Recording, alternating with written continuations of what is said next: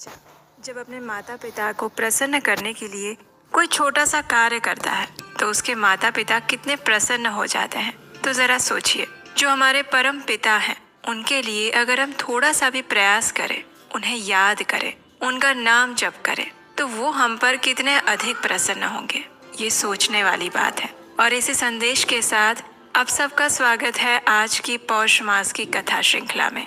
इस विचार को आज पूरे दिन अपने साथ रखिएगा।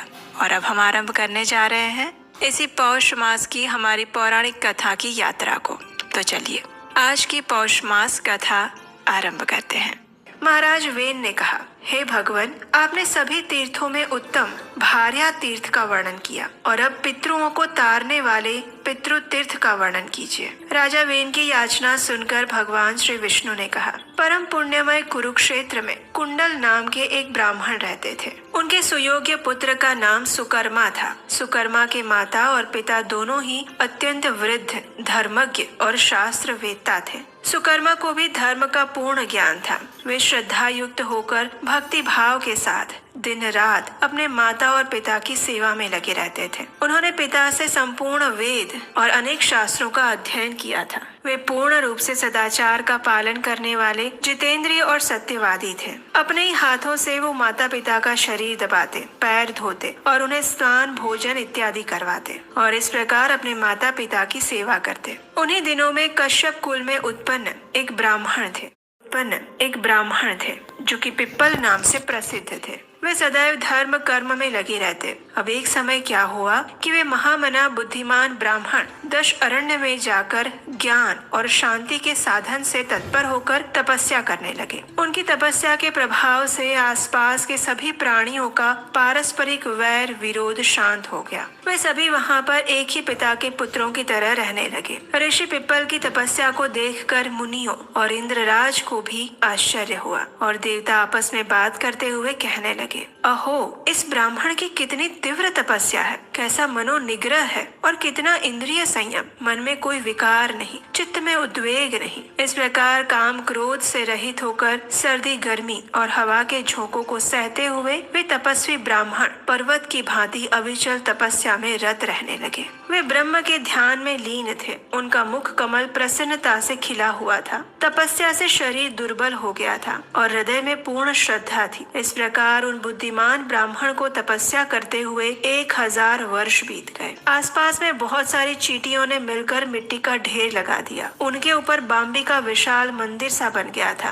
काले सांपों ने आकर उस ब्राह्मण के शरीर को लपेट लिया। भयंकर विष वाले सर्प उन उग्र तेजस्वी ब्राह्मण को डस लेते थे, लेकिन जहर उनके शरीर पर गिर जाता था। उनकी त्वचा को भेद कर भीतर नहीं फैल पाता था। उनके संपर्क में आकर सांप स्वयं शांत हो जाते। उनकी देह से अनेक प्रकार की तेजोमयी लपटें निकलती हुई दिखाई दे रही थी। वे 3000 वर्षों तक मात्र वायु पीकर रहे और तब देवताओं ने उनके मस्तक पर फूलों की वर्षा की और कहा, हे महाभाग, तुम जिस वस्तु को प्राप्त करना चाहते हो वो अवश्य तुम्हें प्राप्त होगी। तुम्हें समस्त अभिलषित पदार्थों को देने वाली सिद्धि स्वतः ही प्राप्त हो जाएगी। देवताओं के इन वचनों को सुनकर महामना पिप्पल ने भक्ति पूर्वक मस्तक झुकाया, देवताओं को प्रणाम किया और इस प्रकार कहा, हे देवताओं, ये सारा जगत मेरे वश में हो जाए, ऐसा वरदान दीजिए। मैं विद्याधर होना चाहता हूँ। ऋषि पिप्पल की बात सुनकर सभी देवताओं ने कहा, एवमस्तु, ऐसा ही होगा। उसे वरदान दिया और अपने अपने स्थान चले गए। तब से द्विज श्रेष्ठ पिप्पल विद्याधर का पद प्राप्त कर लिए। अपनी इच्छा अनुसार विचरते हुए सर्वत्र सम्मानित होने लगे।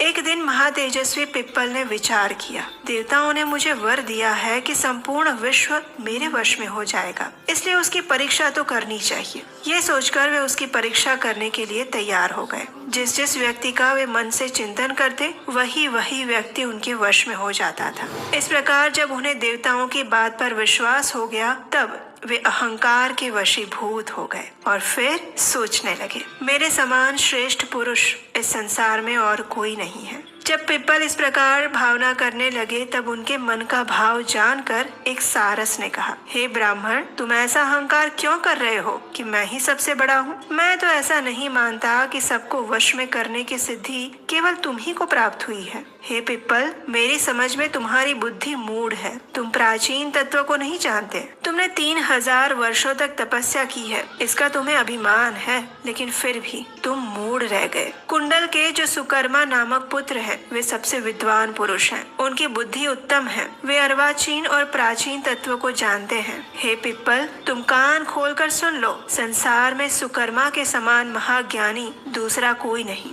उन्होंने दान नहीं दिया, ध्यान, होम, यज्ञ आदि कर्म भी नहीं किए, न तीर्थ करने गए, न गुरु की उपासना की। वे केवल माता पिता के हितैषी हैं। वेद अध्ययन संपन्न हैं, गुरु के शरणागत हैं और संपूर्ण शास्त्रों के ज्ञाता हैं। हालांकि सुकर्मा अभी बालक है, फिर भी उन्हें जैसा ज्ञान प्राप्त है वैसा तुम्हें अब तक नहीं मिला है। ऐसी दशा में तुम व्यर्थ ही अपने गर्व का अभिमान उठा रहे हो। सारस की बात को सुनकर पिप्पल आश्चर्यचकित रह गए। उन्होंने कहा, आप कौन हैं जो पक्षी के रूप में आकर इस प्रकार मेरी निंदा कर रहे हैं? इस समय मुझे अर्वाचीन और प्राचीन का स्वरूप पूर्णतया समझाइए। तब उस सारस ने कहा, हे द्विजश्रेष्ठ, कुंडल के बालक पुत्र को जैसा ज्ञान प्राप्त है वैसा तुम में नहीं है। वे धर्मात्मा है। उन्हीं के पास जाकर मेरा परिचय भी उनसे पूछना, तुम्हें वो सारा ज्ञान बताएंगे। सारस की ये बात सुनकर विप्रवर पिप्पल बड़े वेग से कुंडल के आश्रम की ओर गए। वहाँ पहुंचकर उन्होंने देखा सुकर्मा अपने माता पिता की सेवा में लगे हैं। वे सत्य पराक्रमी महात्मा अपने माता पिता के चरणों के पास बैठे थे।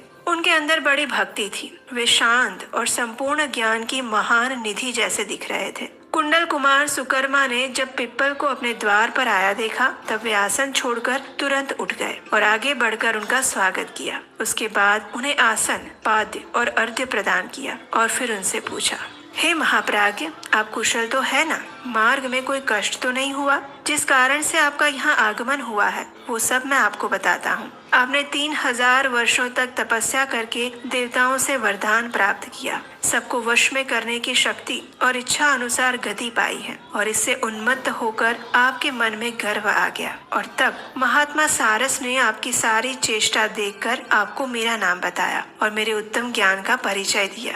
ये सब सुनकर पिप्पल आश्चर्यचकित रह गए। उन्होंने पूछा, हे ब्रह्मदेव, नदी के तीर पर जो सारस मिला था जिसने मुझे ये कहकर आपके पास भेजा कि वे सब ज्ञान बता सकते हैं, वह कौन था? तब सुकर्मा ने कहा, हे विप्रवर, सरिता के उस तट पर जिन्होंने सारस के रूप में आपसे बात की थी वे साक्षात महात्मा ब्रह्मा जी थे। ये सुनकर धर्मात्मा पिप्पल ने कहा, हे ब्रह्मन, मैंने सुना है सारा जगत आपके अधीन है। इस बात को देखने के लिए मेरे मन में उत्कंठा हो रही है। आप यत्न करके मुझे अपनी ये शक्ति दिखाइए। ये सुनकर सुकर्मा ने पिप्पल को विश्वास दिलाने के लिए देवताओं का स्मरण किया। उनके आवाहन करने पर सभी देवता वहाँ उपस्थित हुए और सुकर्मा से इस प्रकार कहने लगे, हे ब्रह्मन, तुमने किस लिए हमें याद किया? इसका कारण बताओ। तब सुकर्मा ने कहा, हे देवगण, विद्याधर पिप्पल आज मेरे अतिथि हुए हैं। ये इस बात का प्रमाण चाहते हैं कि संपूर्ण विश्व मेरे वश में कैसे है। उन्हें विश्वास दिलाने के लिए ही मैंने आप लोगों का आवाहन किया था। अब आप अपने अपने स्थान को जा सकते हैं। लेकिन देवतागण इस बात से संतुष्ट नहीं हुए और फिर उन्होंने सुकर्मा से कुछ कहा, और वो क्या था वो हम सुनेंगे हमारी इसी पौष मास कथा श्रृंखला की अगली कड़ी में। उसे सुनने के लिए याद से देख लीजिए कि आपने इस चैनल को सब्सक्राइब तो किया है ना, नोटिफिकेशन तो ऑन रखा है ना। अगर नहीं तो अभी कर लीजिए, क्योंकि इसी कथा श्रृंखला की कड़ी को हम आगे बढ़ाते हुए कल इसका अगला भाग लेकर आएंगे और वो आप तभी सुन पाएंगे जब आपने इस चैनल को सब्सक्राइब करके रखा होगा। अगर आज का ये वीडियो अच्छा लगा है तो उसे लाइक अवश्य कीजिएगा और इसे अपने मित्रों और परिवारजनों को भी शेयर कर दीजिए। और हम आपसे मिलेंगे बहुत जल्द पौष मास कथा श्रृंखला की अगली कड़ी के साथ, कल प्रातः काल। हरे कृष्णा।